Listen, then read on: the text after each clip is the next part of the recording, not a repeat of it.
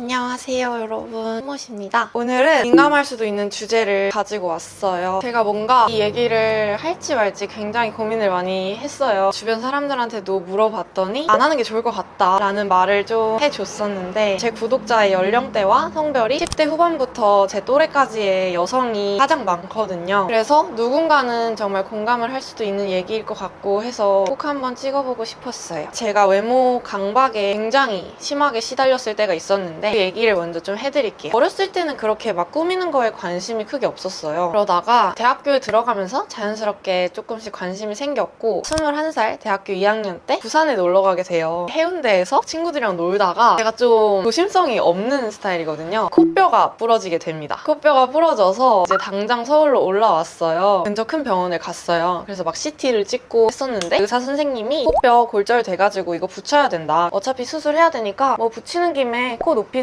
이렇게 말씀을 하시는 거예요. 정말 너무 아무렇지 않게 어차피 수술을 해야 되니까 코를 높여라. 정말 대부분의 사람들이 다 그렇게 한다 라고 말씀을 해주셨어요. 그때까지는 전혀 성형수술에 대해서 생각을 해본 적도 없고 내 코가 막 어떻다는 생각을 안 했었거든요. 근데 이제 의사 선생님께서 어차피 하는 김에 하는 게 좋다 라고 말씀을 해주셔서 고민을 하기 시작했어요. 할까? 왜냐면 제가 약간 매부리가 있거든요. 아무튼 그래서 그때는 이제 어렸으니까 엄마한테 얘기를 하고 엄마가 하지 마라 라고 해가지고 안 했었어요. 기기만 안으로 넣어가지고 부러진 곳만 붙이는 수술을 했었어요. 거기가 성형외과도 아니고 그냥 대형 병원이었는데도 그렇게 말씀을 하시는 거를 보고 조금 놀랐던 것 같아요. 아무튼 수술을 그렇게 잘 마쳤고 그렇게 이제 잘 살아왔어요. 근데 그 수술하는 과정도 저는 너무너무 힘들었거든요. 입원을 해가지고 일주일 동안 제가 붓기가 엄청 심해가지고 눈이랑 코가 다 부어서 그때 누군지 거울을 보면은 못 알아볼 정도였어요. 그래서 내 자신이 너무 무섭고, 수술을 했을 때도 붕대 같은 걸로 이렇게 일주일 동안 막 하고 있었고, 코 수술이랑 진짜 그 루트가 비슷했어요. 막 일주일 뒤에 코에 막 이렇게 솜 빼고. 그래서 저는 그 고통이 뭔지 알거든요, 어느 정도는. 아무튼 정말 끔찍했어요. 그렇게 또 잘 살아오다가 대학교 원래 교환학생을 가려고 하다가 이제 코로나가 터져서 못 가게 돼서 갑작스럽게 이제 휴학을 하고 해보고 싶었던 거를 해보자 라는 생각에서 이제 연기를 배워보게 됩니다. 그래서 연기 학원에 가서 매일매일 제 연기를 카메라로 촬영하고 다 같이 모니터링하는 그런 시간들이 매일 있었어요. 맨 처음에 이제 연기 선생님께서 모니터링을 하시면서 절대 성형하지 마라 라고 말씀을 해주셨었거든요. 근데 그러고 이제 며칠 뒤에 모니터링을 하는데 이게 아무래도 카메라 각도에 따라서 얼굴이 정말 달라 보이거든요. 조명도 그렇고. 그래서 그때 어떤 각도로 저를 촬영을 했었는데 그때 코가 진짜 휘어져 보이는 거예요. 근데 이제 저는 그 사실을 원래 알고 있었어요. 내 얼굴은 내가 제일 잘 아니까 알고 있었는데 그 연기쌤이 근데 너 코가 원래 이렇게 휘었었나? 이렇게 말씀을 하시는 거예요. 이게 화면상으로 너무 이제 더 부각돼서 그렇게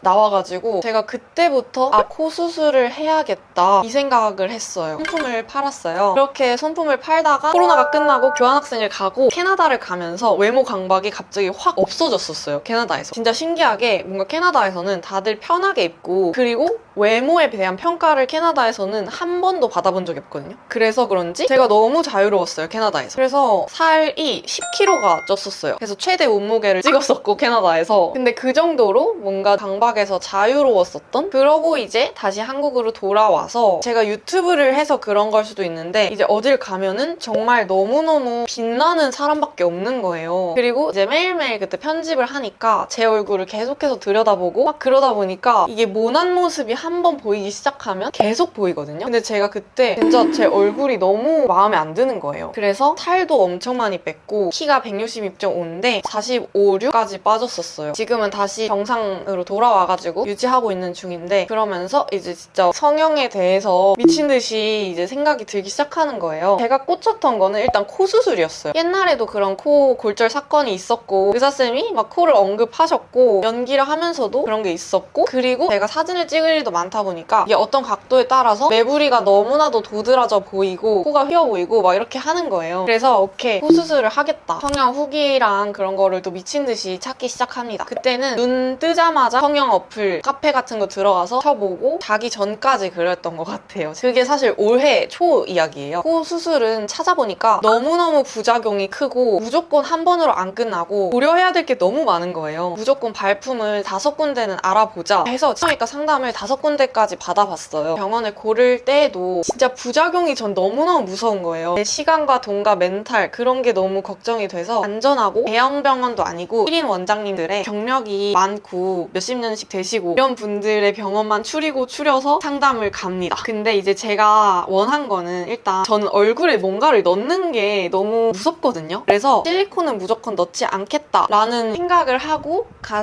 갔는데 의사선생님께서 실리콘 무조건 넣어야 된다. 너는 피부가 얇아서 실리콘을 안 넣으면 피부가 비쳐 보일 수가 있다. 그래서 실리콘 무조건 넣어야 되고 뭐 말씀을 해주시는데 정말 밑도 끝도 없이 나오는 거예요. 그 수술을 해야 되는 항목들이 뭐가 있었냐면 너는 코가 길어서 긴 코를 교정해야 되고 코가 휘어서 휜 코 교정 그리고 코끝이 떨어져서 코끝을 올려야 되고 콧볼 축소를 살짝 해야 되고 매부리를 살짝 깎아야 되고 그리고 실리콘을 넣어서 매끄럽게 만들어야 되고 코끝을 올릴 땐 연고를 사용해야 되고 뭐 진짜 거의 10개였어요 항목이. 저는 이제 매부리 살짝 없애고 자연스러운 방향으로 이제 개선을 하고 싶었던 건데 자연스러움을 추구한다는 병원을 찾아서 갔는데도 그렇게 얘기를 해주시니까 제 입장에서는 너무 충격이었던 거죠. 아 뭐 일단 다른 병원에 다 가보자 해서 다 가봤어요. 상담비만 한 병원당 3만 원 정도 했었거든요. CT도 찍고 막면서 체크를 해야 됐어가지고 상담을 다 가봤는데 다 비슷하게 얘기를 하시더라고요. 신기하게. 근데 이제 실리콘은 안 넣어도 된다는 의견이 더 많으셨고 근데 긴 코 막 이런 거는 다 들어있었어요. 그러니까 그 의사쌤들이 추구하는 그 완벽한 코 모양이 있는 거예요. 그 이미지가. 그래서 오히려 제가 그렇게 몇 달 동안 어플만 보고 후기만 찾아보고 그러다가 그럭상 다 다니니까 할 마음이 딱 사라지더라고요. 정신이 좀 번쩍 들었던 것 같아. 내가 이 위험함을 감수하고 그리고 견적도 진짜 장난 아니었거든요. 돈과 시간과 멘탈과 또 하면은 관리를 몇 달 동안 해줘야 되니까 내가 그거를 다 감당할 수 있을까? 그리고 코수술을 지금 한다고 해서 내 인생이 드라마틱하게 뭔가 바뀔까? 결국 답은 아니라는 거죠. 뭐 유튜브를 하고 있지만 얼굴이 뭐 예뻐진다고 해서 갑자기 구독자가 막 10만이 되고 100만이 되고 이런 게 아닌데 얼굴로 먹고 사는 사람도 아닌데 투자 대비 가치가 너무 안 좋은 거예요. 그래서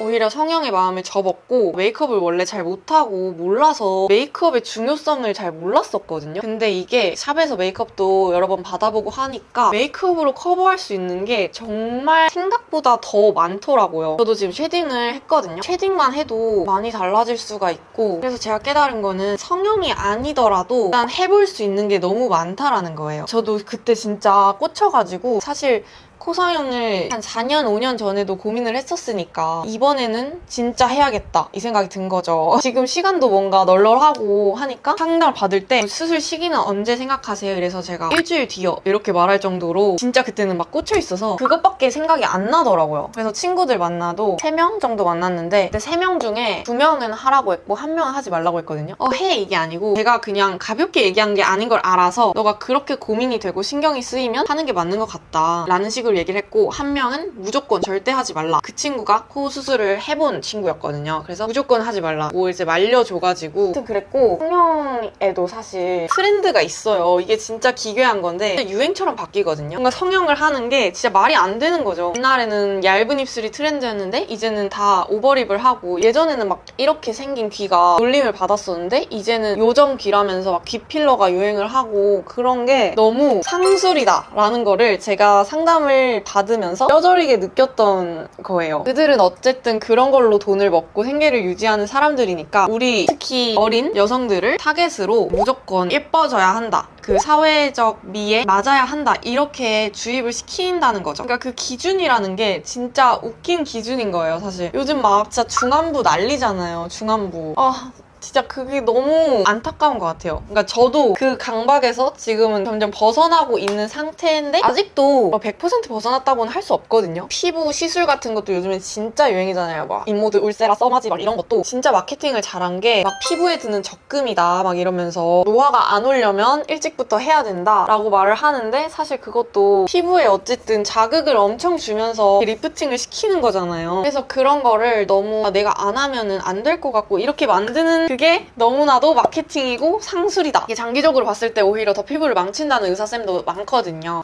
근데 제가 성형을 무조건적으로 반대한다 이것도 아니에요. 그럼 님은 성형 하나도 안 하셨어요? 이렇게 말씀을 하실 수도 있으니까 선수를 치자면 원래 무쌍이었거든요, 눈이. 약간 힘줘야지만 쌍꺼풀이 생기는 그런 무쌍이었고 중학교 때 쌍꺼풀이 생겼어요. 생겨가지고 그렇게 한 10년 정도 이렇게 쌍꺼풀이 있는 채로 잘 살다가 점점 눈을 뜨는 힘이 약한 거예요. 치켜뜨는 습관 습관이 있었어요. 이마에 힘주면서. 그게 안검하수라고 하더라고요. 그래가지고 대학교 3학년 때인가? 눈을 찝었고 제 원래 라인과 그대로 해달라. 1mm도 크지 않게 해달라. 이렇게 신신당부를 드렸어요. 그리고 이제 했는데 저는 그것도 살짝 후회를 했던 게 붓기가 요즘은 쌍수는 수술도 아니다 이런 말이 많잖아요. 근데 진짜 수술은 수술이고 하고 나서 붓기가 1년 정도 갔었던 것 같아요. 진짜로. 그리고 여전히 각도에 따라서 라인이 완전히 없어지는 것 같지도 않고 전과 후가 그렇게 차이는 없거든요. 똑같이 부탁을 드렸기 때문에. 근데 그럼에도 불구하고 똑같지 않아요. 어쨌든 사람이 하는 거기 때문에 완벽할 수가 없고 수술이란 게 자칫하면은 되돌릴 수 없는 결과를 낳을 수 있고 그래요. 드리고 싶은 말씀은 일단 성형이라는 건 정말 최후의 수단이 되어야 된다. 내가 만약에 진짜 콤플렉스가 있어. 얼굴형이 콤플렉스다 라고 생각을 하면 윤곽 수술을 생각할 게 아니고 그 전에 할 수 있는 거를 다 해보고 마지막 최후에 해야 된다는 거죠. 다이어트랑 운동 그렇게 해보고 아니면 뭐 보톡스를 맞아본다든지 시술을 해보고 진짜 안 되겠다 싶으면은 자기가 너무나도 힘든 콤플렉스가 있으면 그거를 현대의학에 빌려서 하는 거는 괜찮다고 생각해요. 근데 제가 말하고 싶은 거는 너무 유행처럼 그렇게 주관 없이 저도 진짜 하마터면은 그때 코 수술을 할 뻔했던 거죠. 그 코뼈 부러졌을 때. 근데 제가 그때 뭣도 모르고 코 높이세요 해서